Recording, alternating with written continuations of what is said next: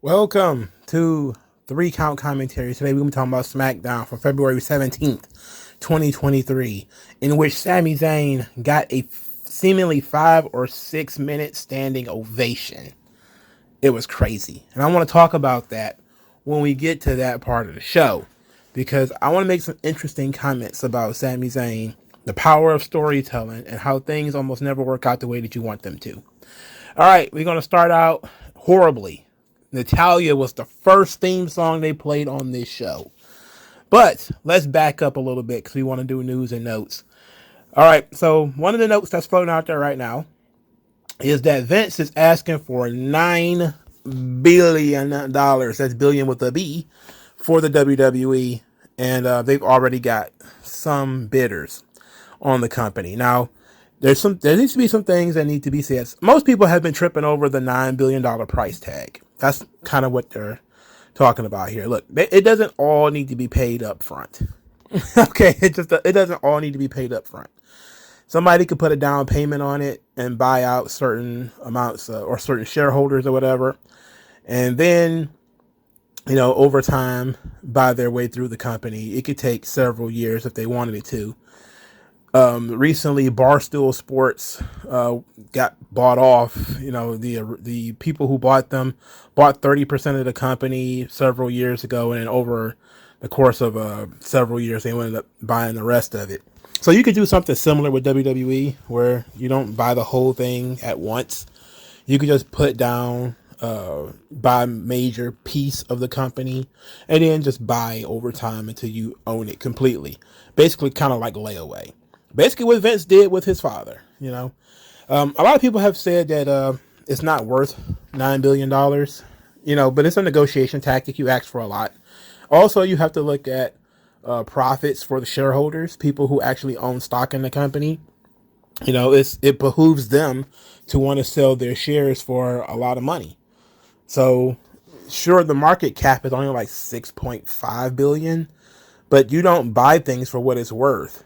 You also have to project forward the profits and also the competitive advantage. How many people are really going to be involved, because that's going to jack the price up. If you say 9, somebody says 9.5, then somebody says 9.8, and then somebody says 10, then it's eBay. The cost starts to go up. So Vince is setting it at 9, but I still believe I'm going to hold on that Vince McMahon is either going to buy it himself, or he is going to price it out so far that other people will not want it.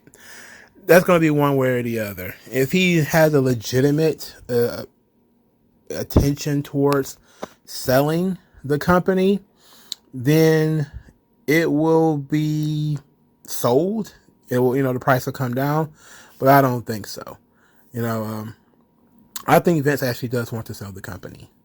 And I said this on Jim Cornette's podcast, and we talked about it on this channel a couple of times already. TV rights deals is starting to be a bit of a difficult situation, because as Disney loses money and Amazon loses money and NBC loses money, or Comcast loses money, the buyers, the potential buyers, the people with the money to air and to purchase the company, a lot of them are losing cash, usually through streaming services. There's a lot of consolidation going on, and it's becoming harder and harder to find the rights fees that they want. So I think that they probably feel that the rights fees has peaked at some point. Some people would disagree with me, and that's fine, but that's my place with it. Second note. WWE supposedly is looking for somebody, quote, bigger than Jay White as a free agent to sign. And some people are just, who's a bigger free agent than Jay White? He's the biggest free agent out there. And I'm like, look, for starters, it's Meltzer, so it's probably not true. Secondly, maybe they talking about physically bigger than Jay White. There's quite a few people. Jay White ain't the biggest guy in the world. Look, I don't know what they mean by this. And to me, I wouldn't put too much stock in any of it. Whether Jay White goes to WWE or not, I would not put any stock into it. It sounds weird to me. Okay. So I wouldn't get too wrapped up in that. Third, Kota Ibushi is willing to join WWE if he's allowed to train talent into Performance Center. And I think he had another stipulation that he kind of wants. I think Kota Ibushi is a fantastic athlete, but he's Japanese. And all the WWE wrestlers that are Japanese are fantastic athletes, but they have a very difficult time communicating. And that's going to be a big problem, especially in today's WWE, where the people who are getting the biggest ovations are the people who can cut promos. And that's always been the case with WWE. So it shouldn't be that much of a surprise that folks who can't cut promos typically don't do very well in WWE. Of course, there are outliers, but for the most part, if you can't cut a promo, you're not really going to work out in WWE. I think Tony Khan's going to dump as much money as he possibly can at Kota Ibushi anyway, so I don't think that's going to really a situation we have to concern ourselves with too much. Same thing with Jay White. I think they're just going to back the Brinks truck up to this guy in the hopes that he can actually give a shot in the arm to AEW, who desperately need it. I talked about this on the live stream. Jay White and Ibushi, I can see them both going to AEW because they need them and they want them. They want them very badly. They want them more than Vince, Triple H does. And I can see Triple H basically using WWE to jack up the cost on AEW. Speaking of AEW, I might as well put it on the notes portion of this. Tony Khan has a meltdown over Ariel Helwani popping up on SmackDown. Ariel Helwani, he's in the crowd, and he says, "I'm here amongst my people, yada, yada, yada. The excitement for Sami Zayn, the excitement for, Elimination Chamber, yada, yada, yada." And, it's mild. He's not doing much of anything. He appears on TV twice, but he doesn't really do anything. Like, he's not part of the story or anything like that. He's just there in a capacity as I guess you could say he's there kind of as an on-screen personality. But he typically doesn't work for WWE. He really doesn't. He appeared on screen probably because they asked him to be. So Tony Khan goes on Twitter at 8:56 p.m. His show has been off the air for 56 minutes. Okay? He starts going off. He says, "You're a fraud, Ariel Helwani. You're as legitimate of a reporter as Tony Schiavone." And it's no surprise to me that his wrestlers behave the way that they do online. Like when you ask the question, why is it that a guy like Eddie Kingston feels comfortable saying the stuff that he says on Twitter? Why is it that a guy like Andrade or a guy like Miro or, I'm about to go to CM Punk, right? Why he feels comfortable saying the stuff that he says? Why is it that these guys feel comfortable doing this stuff? And it's clearly because Tony Khan is also a man with no control over his own passions. He can't control his own ego. He can't control his passions. He can't control himself. So of course the wrestlers now feel comfortable behaving in this certain way. And I'm not surprised. I'm not surprised. When I saw Mike Tyson make the comment that he would rather be on WWE TV, even though AEW has more money. He said he doesn't care about the money. He would have more fun on a WWE show. Like, that was a gut punch, because we seen Mike Tyson on AEW yawning and everything, and it was kind of tough, but AEW took a couple of hard hits over that 3 or 4 hours. Mike Tyson came out and said he would rather work WWE, and then Ariel Helwani popped up on SmackDown, and Tony Khan was just, apparently just blew his stack. It was like, but you're not supposed to act this way. But, as people go online and complain about wrestling tribalism, when the boss of your promotion is acting like this, then where's the tribalism coming from? You don't see Vince or Triple H or Nick Khan going out here tweeting crazy stuff at, wrestling media or anything like that. These guys barely even talk to the wrestling media. They barely talk to the media, period. They don't try to clear up any rumors. They don't really do much of anything. And here's Tony Khan absolutely flipping tables, even if it's just a gimmick, even if it's just part of his marketing gimmick, which most of it is.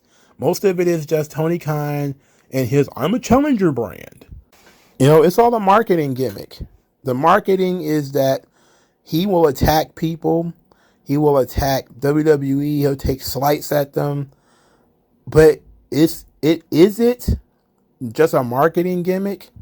Or is it because he can't control himself? Either or, it doesn't do him any good in the long run. Because it makes him look like he's gotten to. If you out here selling because Ariel Helwani popped up on WWE TV, that's the stupidest thing to sell in the world. Nobody cares about Ariel Helwani being on WWE TV. If you say somebody should care, say it should matter at a certain point in time. Like when Ariel Helwani has Nick Khan on, he doesn't talk about the Vince McMahon stuff. That's the time to say, oh, remember Ariel Helwani was on WWE TV. That's why they're not talking about this. Just like when Tony Khan does an interview with Bloomberg or whatever, they don't ask him tough questions about, hey, why did that young lady Kylie Ray leave AEW? They don't ask him about Brody Lee dying, suddenly out of nowhere. There's a lot of stuff that he's not asked about. So it's not that big of a deal, really, that, people don't feel like they need to badger folks over issues that are tough to the person that they're doing business with. Again, it is a professionalism angle to this, that you don't want to ambush people and you want to keep things civil, at least for the most part. But Tony Khan and his marketing gimmick is going too far, because now he's trying to rally the troops again. Now all the AEW morons are online. Tony Khan is so based. He hates Ariel Helwani. It's like, look, I'm not thrilled with Ariel Helwani either. I don't like the way he covers the UFC, the way he talks about the unions and fighter pay and all that kind of stuff. I'm not thrilled with Ariel Helwani, but he didn't do anything that's terrible here. Montreal is his hometown, and he was going to the show anyway, probably, and they asked him to be on camera. It's not that big of a deal. Now, if he becomes a regular on-screen character or something like that, then we could talk about it. But a guy pops up in his hometown, no different than Meltzer when he shows up at the PWG shows or something like that, and they try to integrate him into the show somehow. That doesn't mean that Meltzer is on their payroll. Is it favoritism? Yes. Should we question that? Yes. But the boss of the promotion shouldn't be going out there making a big deal about it, because he should have other things that are far more important. But like I said, to begin this whole thing, I'm not surprised that AEW's wrestlers behave the way they do online, because look at how their boss behaves. All right, back to the sober reminder that Natalya was the first thing you saw on SmackDown. Natalya and Shotzi versus Ronda Rousey and Shayna Baszler was the first match. Ronda Rousey tried to commit suicide by Shotzi by letting Shotzi throw her over her head. Look, most women probably don't have the upper body strength to do a lot of these suplexes that they try to do, which is why they keep dropping each other on their heads. Nobody will be man enough to tell them to stop doing this, but I will. You know what? Most women are not strong enough to lift and slam other women. Most women are not. So maybe we ought to ex-nay anything that looks like a suplex, especially like a overhead suplex, because you're not strong enough to pull the move off. So how about not doing those? Ronda Rousey landed directly on her head. Shotzi was she got a really good reaction out of this match, by the way, because Shotzi was doing a lot. She broke out cattle mutilation too. That was actually pretty cool. And they actually did the DDT on the ring apron spot, which Ronda actually sold this time. Yeah, she actually felt comfortable taking the move this time, unlike last time where she wanted to protect herself. Ultimately, Ronda Rousey wins with the armbar. We didn't get to see any of these people anymore, which is fine with me. I don't understand why this existed. All right, Hit Row came to the ring. They were rapping awfully. I couldn't hear them over the music. The flow was almost non-existent. I don't understand any of it. But Bray Wyatt came out there, and him and Uncle Howdy, they're not even trying to shadow Uncle Howdy anymore. He's not even covered in smoke anymore. He came out there and they attacked Top Dollar and Ashanti Theodonis. They beat up Hit Row for no reason. Anyway, Hit Row got beat up, tossed out, or whatever. Montreal thanked him for doing so. He said, "You're welcome." Then he said, "Lashley, Brock, the winner should run." And of course, I perked up because I'm like, why would he say that? There has to be something about this. I mean, this is a huge step in competition to go from LA Knight, who hasn't been seen since. To be fair, Bray Wyatt hadn't really been seen since either. Well, I guess he was on a backstage promo. I guess both of them were really. But to now jump ahead to Bray Wyatt versus Brock Lesnar, that's a rematch from WrestleMania past. I'm okay with that. I like that idea, depending on what kind of match it is, what the feud looks like. I'm down for that, but I'm really down for Bray versus Lashley because it's never happened before. I'm really interested in that because it's never happened before. And what would that look like? That's what I want to know. Well, I'm not really too big on the who would win, who would lose. Let's just get the story set first. Who's going to be the babyface? Who's going to be the heel? What's the ebb and flow of the story going to look like? Then I can say, okay, this is who should win or whatever. Because Bray has his own little universe now. And bringing a guy like Lashley or a guy like Brock into it is like bringing something that's a little too real to this super imaginary world. And that could be a little weird in the long term. But I'm not one of those people that think Bray Wyatt is awful or anything like that. I still genuinely like Bray Wyatt. I think the LA Knight feud was not the best because of the old Uncle Howdy stuff.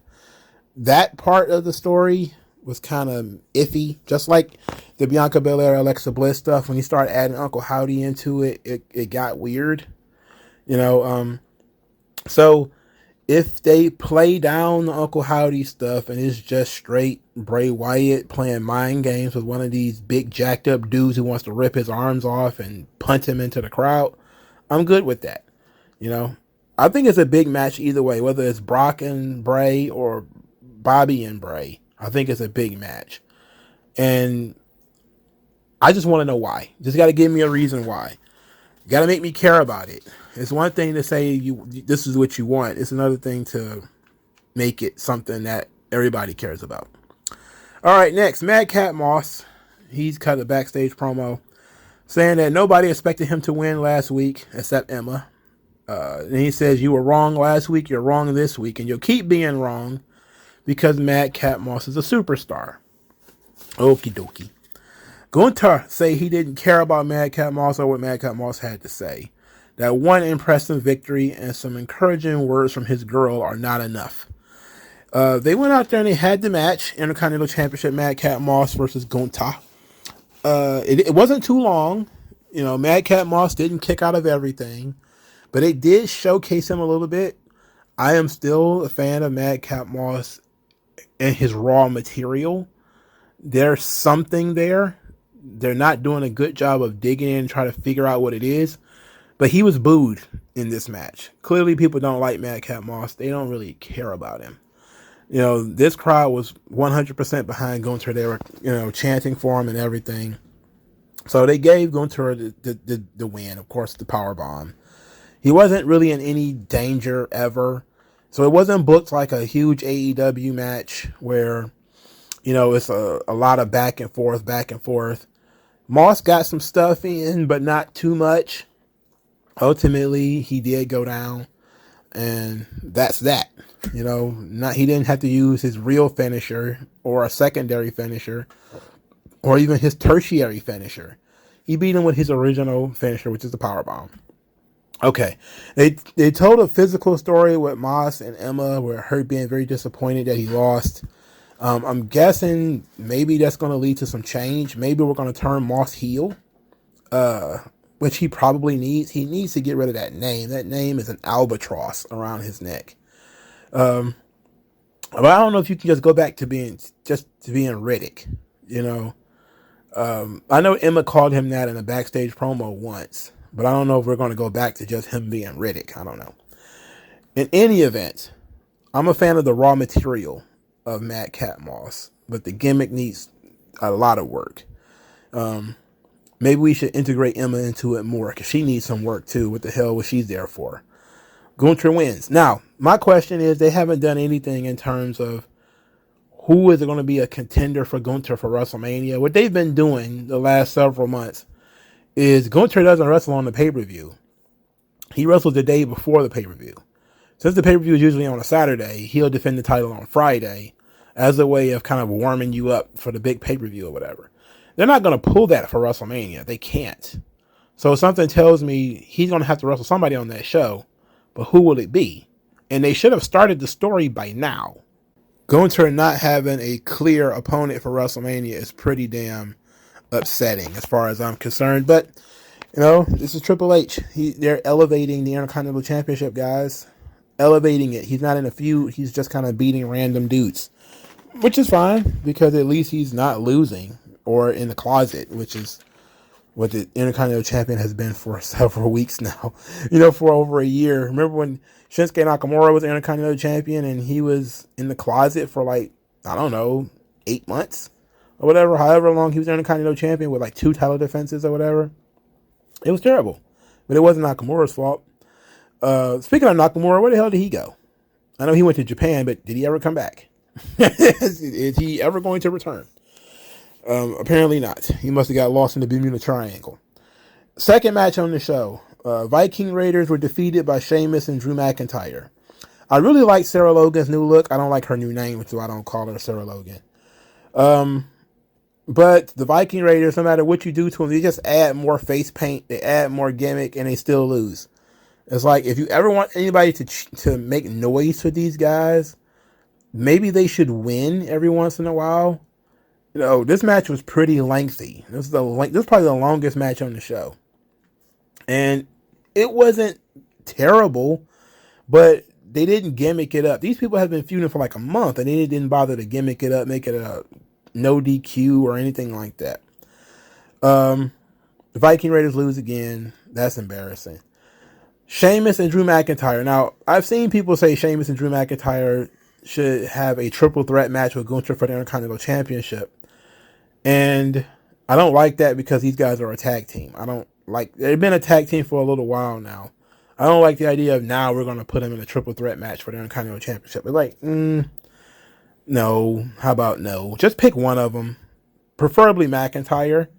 And because, you know, he's already had the matches. Gunther has already had the matches with Sheamus. So McIntyre could be the opponent for Gunther at WrestleMania. That's a high-level opponent, WrestleMania opponent. I think that works. Personally, I think that works. But building them as a tag team isn't really going to do you much good, considering we already have a babyface tag team in Kevin Owens and Sami Zayn, who are going to be wrestling at WrestleMania, presumably. So I don't know what McIntyre and Sheamus are going to do, you know. But leaving Sheamus off the WrestleMania card seems unfair. You know, he did a lot of really good work, but I don't like the idea of we're just going to throw everybody in fatal 4-ways and triple threat matches because, you know, you deserve to be on the show. It's like, I don't know what else there is to do. Like, I don't know. Asuka defeated Liv Morgan. I told you Liv Morgan is not Triple H's favorite wrestler. He goes out of his way to make her look stupid. And she got jobbed out on this match too. Positive note, the match is actually not that terrible. It wasn't actually bad. Carmella was actually fun on commentary. In some ways, she was better than her husband. I actually did not mind Carmella on commentary, especially when she started actually calling stuff in the ring. She had a little bit of personality, a little bit of character. Not saying she should do it. I think I joked on Twitter that she should probably move to commentary full time, but I don't know if it'll work full time. But she actually wasn't too bad here. Of course, it led to all of the girls fighting because of the Elimination Chamber and all that kind of stuff. It was dumb. Raquel and Liv are still friends, I guess. And Raquel helped Liv to her feet, but Liv and hit Raquel and took her down. Again, they're just doing weird stuff with both Raquel and Liv, where Raquel is trying to get Liv's respect, but Liv keeps like smacking her and pushing her around and everything. It's like, why is this girl's like 5 foot? I think she is 5'3" or something like that. Raquel should just put her boot in between her eyeballs every time she sees her until, morale improves. This whole thing where she's trying to get, Liv Morgan's respect or her friendship seems silly because she keeps getting slapped. She keeps getting hit by Liv Morgan. It's becoming an abusive relationship. But it also, more importantly, it makes people feel like Liv Morgan is, I know they're just trying to go with the, she's hardcore. She's rough around the edges. But when you're attacking people who help you, you're coming across like a heel. And it's like, it doesn't seem like people want to boo Liv Morgan. It doesn't seem like people want to dislike Liv Morgan. So what are we doing here? Now, back when she first won the title, maybe that first month after she won it, people was kind of like, ugh, because she was not really getting over, and she's basically in a Nikki Ash situation where she was just happy to be there. But now they sort of added some character to her. People genuinely like her. For her to still be getting treated this way is bizarre. It's very, very bizarre. Rey Mysterio wearing a Hitman Heart Roots of Fight shirt, which is always very cool. Those shirts are very expensive, by the way. Those Roots of Fight shirts, those hoodies and everything, they're very cool looking, but man, they're pricey. Matter of fact, I haven't looked at the price recently. Maybe they're not as pricey as I thought. Maybe I'll take a look at them again. Anyway, Rey was talking about his great moment with Santos Escobar last week, which should have been on TV, but they put it on TV this week, where Escobar and Rey traded masks. The House of Fantasma and the House of Mysterio, showing respect to each other, which, of course, would plant his seeds for stories later. And Rey talked about how it's a great moment for them and Lucha Libre, and a great moment to both of them, to which Karrion Kross interrupted. And you really see how much bigger he is than Rey. This guy's huge compared to Rey. I don't know how. Rey is a small man. He's really small. Anyway, Karrion Kross talking about how he wanted to be a father until he saw how bad of a father Rey Mysterio was, how pathetic he was. And he realized fatherhood wasn't for him. And I'm just saying, like, what do those two things have to do with each other? You're a terrible father, so I don't want to. You're so bad a father, I don't want to be a father now. Like, you could be a better one? I don't know. I think he just looked at Scarlett and said, I don't want her to gain no weight. I don't want you to gain no weight. Don't get used to lounging around. Stay hot, for as long as you possibly can. Anyway, they're going to have another match. No stipulations. Just another Karrion Kross versus Rey Mysterio match. I know Karrion Kross said he was frustrated with his spot in WWE because he wants to do more. And I get it. They're not really utilizing him that well. He pops up every 3 weeks on SmackDown. But that's apparently what they're doing with most people now. So they kind of just, I guess they're trying to avoid rematches or spread them out as much as possible. But you still need to, in order for these people to be over, they need to cut promos. They need to be visible. They need to be seen.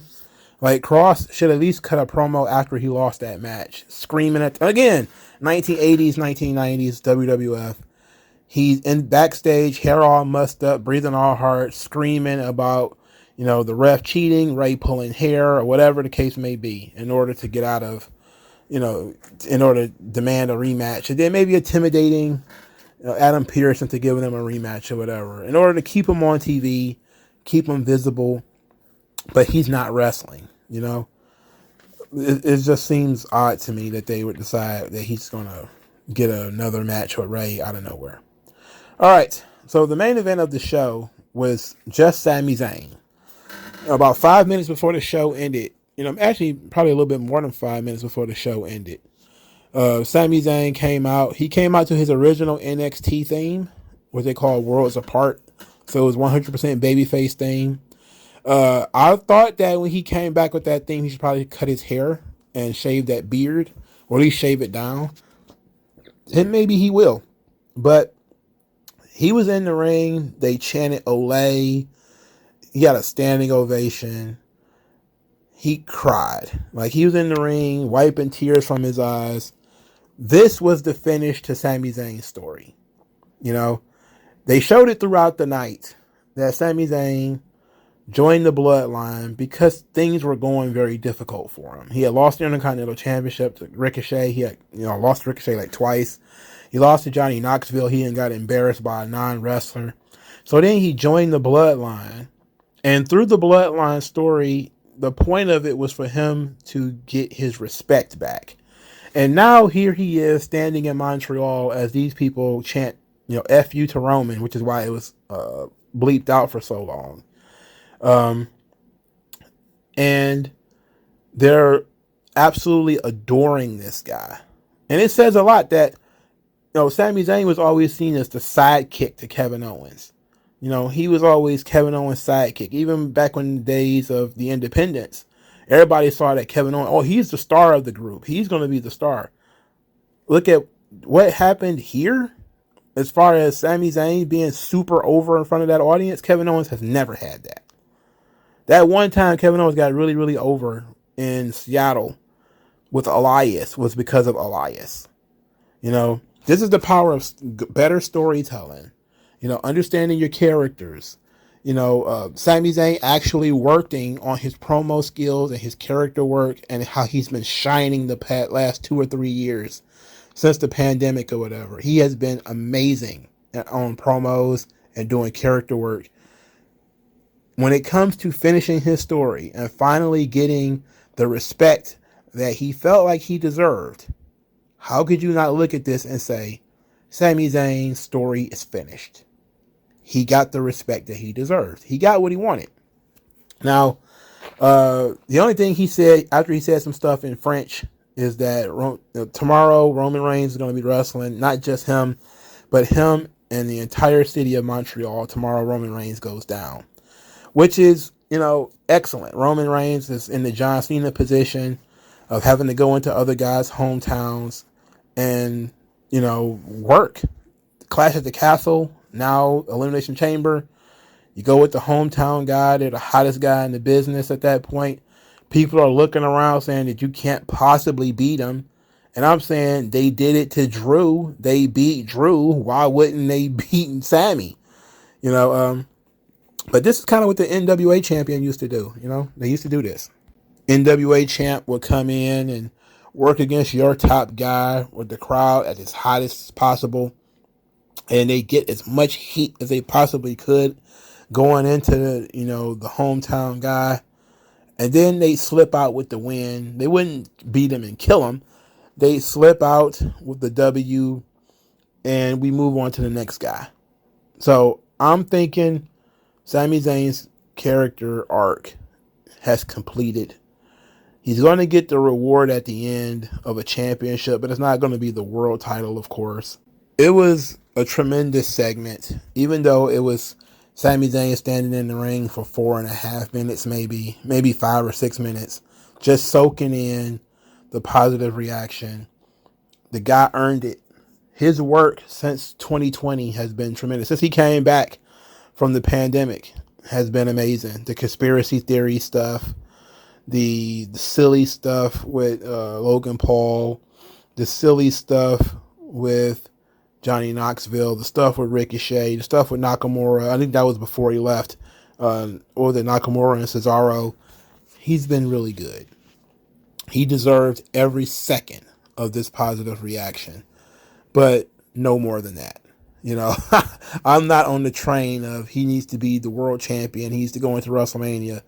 If you're going to run the risk of a riot, well, too bad. As long as they don't sing songs afterwards, Sammy ought to be okay. It's all right to lose to Roman. We already know what direction we're going in here. They've done everything that they possibly can to maximize Sami Zayn.